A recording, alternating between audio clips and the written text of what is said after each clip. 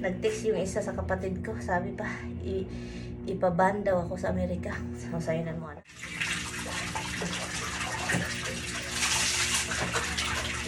Laba tayo, laba. Kailangan maglaba. Kasi walang washing. Ako lang yung maglaba ngayon kasi yung ama ko masakit yung masakit yung shoulder niya, isang shoulder. Ilang weeks na yan masakit. Kaya yan. Saka meron din ako kailangan kong maglaba. Or else, manimaho tayo nito.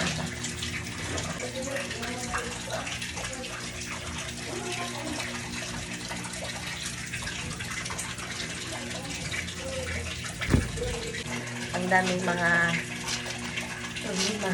Ngayon, naligo kami kahapon ng dagat. Pero, naligo kami kahapon ng dagat. And then, yung papa ko, nag-ino-a. Galit-galit. Binabackstab ako mga labs. Yung parang, pagdating ko ba, narinig ko mga kausap niya ako yung pinag-usapan.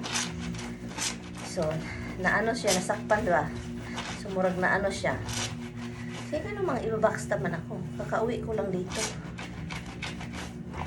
9 years hindi ako nakauwi. Ganito yung salubong nila sa akin. Sabi ko nga na sa inyo may mga drama itong pamilya ko Nawala yung isa kasi hindi ko kinita. Kasi nga, puro away ang datnan ko. Away, silos dito, silos doon sa kapatid kong isa. Hindi naman ako nakatulong. Hindi ako nakatulong yan. Siya lang talaga yung madali-dali, kung sa Bisaya pa, siya yung madali-dali kong matawagan, yung parang ang bilis kong matawagan. Siya lang talaga. Noon pa, sa Cebu pa kami, so, nagsama kasi kami ni Inday. Doon sa Cebu. So, siya talaga yung kong madali. And then, tulong, maningkamot sila, kay sila, kasi mayroon silang mga asawang lalaki, yun yung magtrabaho. Yung ngayon, pagdiskitahan pa kasi, ako na yung tumutulong sa kanila, bumili ng bao-bao, bumili ng mga anik-anik. Pag sure mo, anong akala nyo sa akin? Naglapasta ako ng pera dito. Mas natulungan ko pa yung bunso naming babae kaysa sa pangalawa naming babae. And then ngayon, siniraan kahit ano naman pinagsasabi. So, yung pagdating, alam mo, akong cellphone mahanara, kasal dito na. Pagdating namin kahapon, nabalitaan namin na wala na dito yung isa. Yung ama ko ba?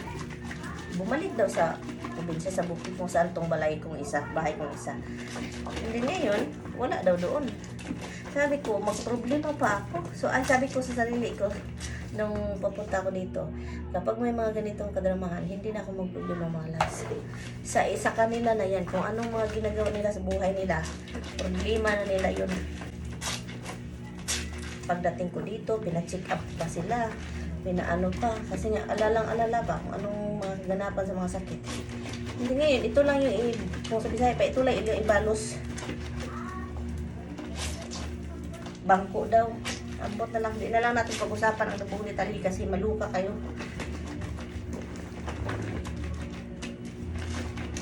Ay, sabi ko nga sa inyo kung ano yung realidad ko dito sa buhay dito sa Pilipinas, makikita ninyo alam.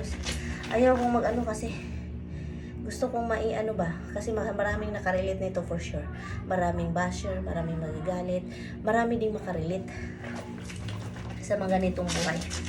Meron ako naalala nga yung Pilipina, nagpunta sa US. Hindi niya kinontak yung family. Parang may issue malaki. So, sabi pa niya, wala daw siyang kontak, hindi niya kinontak, walang padala, walang tulong kasi yung mga pamilya na malapastangan na sana tawan. Basta ganyan. So wala siya kontak. Dugay na yun mga love, matagal na yun yung pagdating ko talaga dito. So doon talaga na sabihin ko sa iyo na iwan ko, sabi ko kapag matanda na tayo, dapat na tayo, enjoy life ba, go with the flow. Huwag na tayong pa ang gamit dito kasi yung gamit, upuan na binili ko noon, sirang-sira na, gusto ko i-spread sa bunso namin babae, pangalawang babae. And then sabi pa niya, yun daw yung pamana niya. Ko ipamana niya sa pinakabunso namin lalaki. Sabi ko, ipamana mo yan? Hindi ka man, kung nag-isip ka ng pamana, lupa dapat pamana, hindi yung sira-sirang upuan. Nagalit. Kaya natamaan, totoo man. Mag-isip ko eh. Ang muna lang. Sabi ko sarili ko, dapat kapag may edad na tayo, parang isumpungin sa side na, totoo. Yung mga side nila, sabihin ko na dito, kung sino yung nanonood, may pagka, luuran. Sobraan ka luuran nga, wala sa lugar. Mayroon tayong dugong ganyan. Pero we have to control. Control natin yung sarili natin kasi paminsan wala tayo sa lugar ba? No? Wala pa yung kayong naitulong, kayo pa yung magsisilos-silos, kayo pa yung mag-ino eh. Nga, kaya ako, sabi ko sarili ko, hindi ko na dapat paapektuhan yung pagbakasyon ko dito. Kasi kung magpaapekto pa ako, ang laki ng binayaran ko, ang laki ng gastos ko, ang laki ng pagpunta ko dito, ticket, lahat-lahat. Hindi ganito lang. Sabi ko, problema na ninyo yan. Kung ganyan yung ninyo, pero andito yung mama ko. Kasi, kasama man namin yan, palagi. Siya, hindi na pwede makasama. I think isa din yun. Kasi guys, every time kami, alam nyo naman, lakad kami ng lakad. Tuyok sa mall, parang buang. And then, hindi siya pwede makasama kasi every steps, upo. Every steps, upo. Kasi nga, tuhod, likod.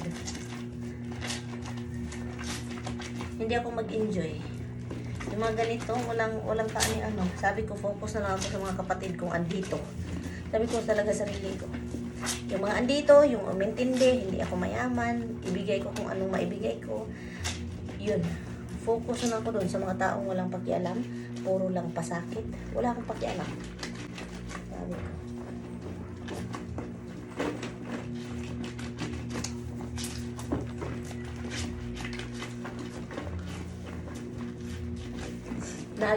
Mayroon talagang sa dalawa sa pamilya na parang limbakuroy ubutok. Sana yung limbakuroy nagpataka ng bukso. Limbakuroy parang basta mauna na siya, kasabot na mo. Lisod ka ayo. Anak pang nag-text yung isa sa kapatid ko, sabi pa, ipaban daw ako sa Amerika. Sasayinan mo anak. Tingnan nyo. Ipabanda ako, hindi nga marunong magtakbo-takbo sa para sa gobyerno, humingi ng tulong pag ma-hospital siya. Kapag ma-hospital siya, takbo sa mga kapatid na may alam si Inday. And then kontra. Kinontra pa nila yung tumutulong talaga sa kanila. Ganyan yan sila. Kasama, ipabanda ako. Sige, iban, i-try. Hintayin kong iban mo ako. Sabi ko, anong kaso kung iban mo ako? Kayo pa nga yung mapa. Sabi ko, gastuhan ninyo kasi kahit anong gawin yung ban-ban, nasa amin na ako naka-residensya na ako doon, residente na ako doon.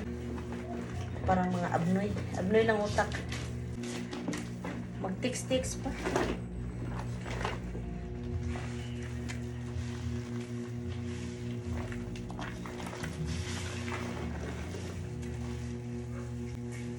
Ay, buhay mga loves.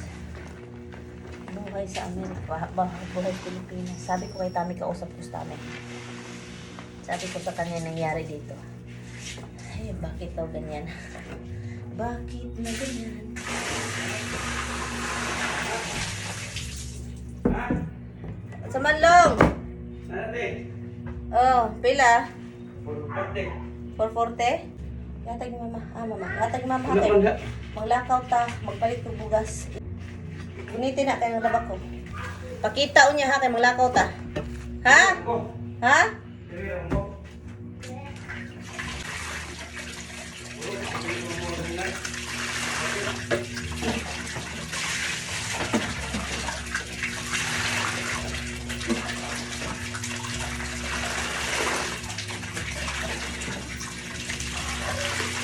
Wala ba dami? So, siguro pikas to. Maglabab ako eh.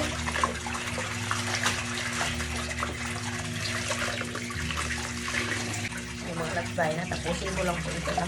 Basta yun lang yung mga ranting ko mga nabs. Huwag na kayo magtataka kung bakit open talaga ako dito. O kung makita niyo itong video na liligo kami, wala yung papa ko.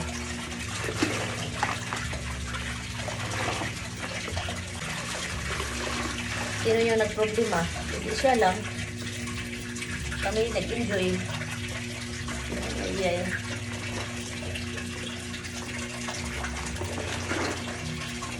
Ay, bye-bye.